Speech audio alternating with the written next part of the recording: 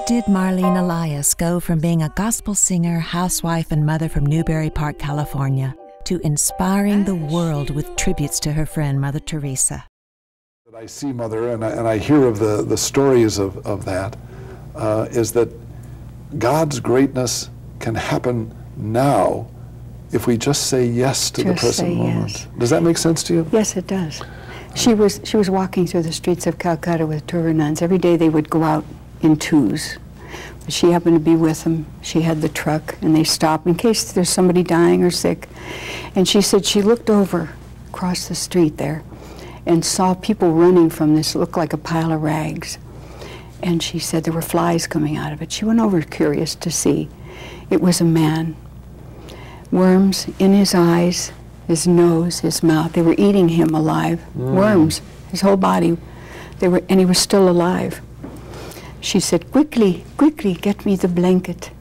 So the nun ran to the truck to get her a blanket. She said when she went to pick him up from the ground, the whole back side of him stuck to the ground. This part of him she wrapped. Half of his body was stuck to the ground. Wow. She held him in her arms in the truck as they drove back to the convent, to the Motherhouse. She said, get me the tweezers. And one by one, she took every worm from this man's body, from his face, his ears, his mouth. He hadn't said a word. He was still living.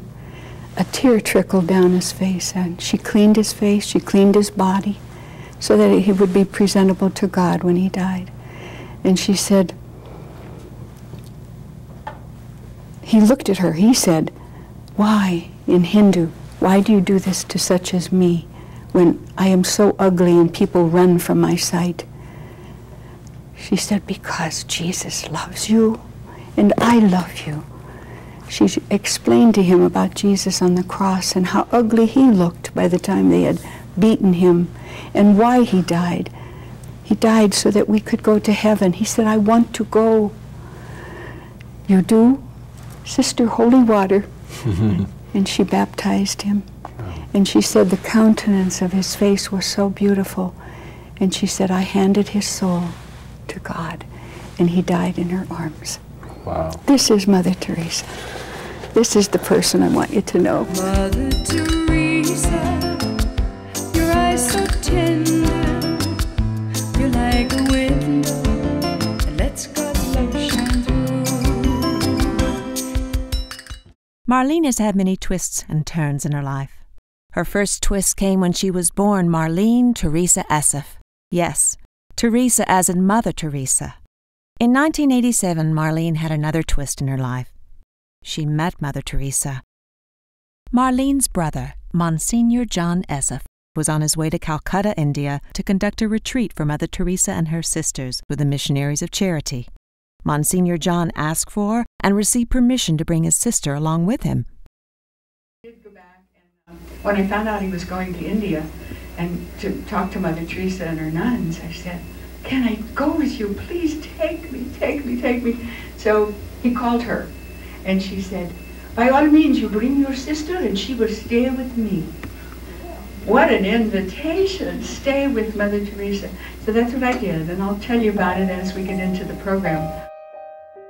The instant friendship began and lasted until Mother died on September 5th, 1997. Her face I still can see.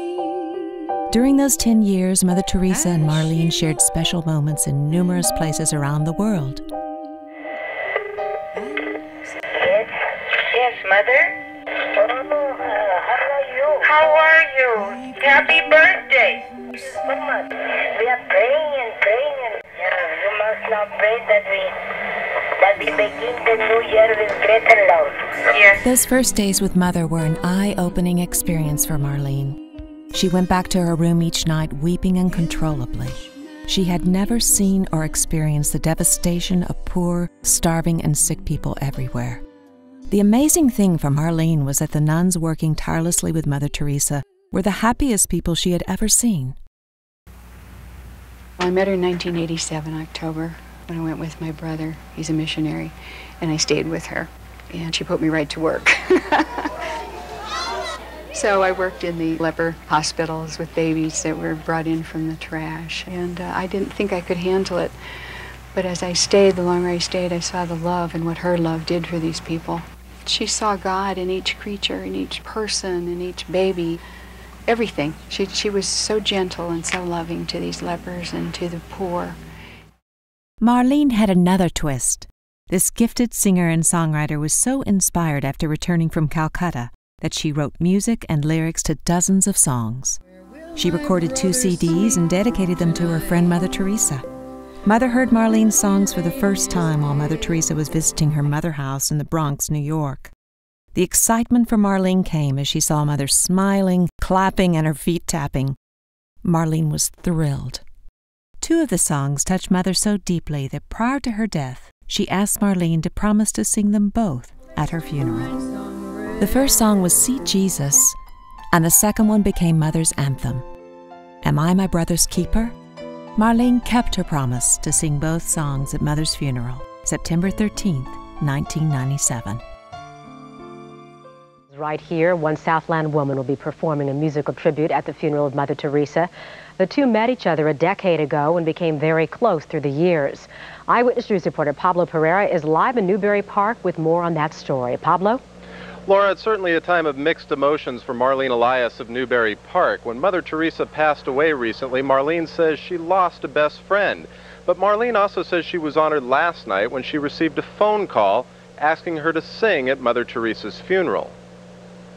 Needless to say, I was humbled to the core of my being when I first met her.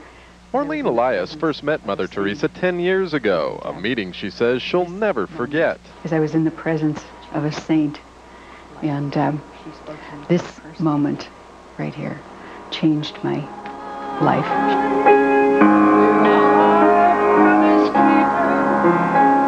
Mother Teresa asked Marlene to keep one other promise. Go, Marlene, and share with people all that you have seen and heard. Mother wanted people to hear firsthand about her work with the poorest of the poor, her love for God, and God's love for the poor. Marlene has also kept that promise. Since Mother Teresa's death, Marlene has traveled the world performing her tributes to her friend Mother Teresa in over 800 places. Marlene will go anywhere people want to hear about Mother Teresa. The locations may be different, including television, radio, churches, hospitals, hotels, schools, and even homes. But the message remains the same. One woman with a mission, a housewife from Newbury Park, California, gives people of all faiths insight into one of the most incredible women the world will ever know, Mother Teresa.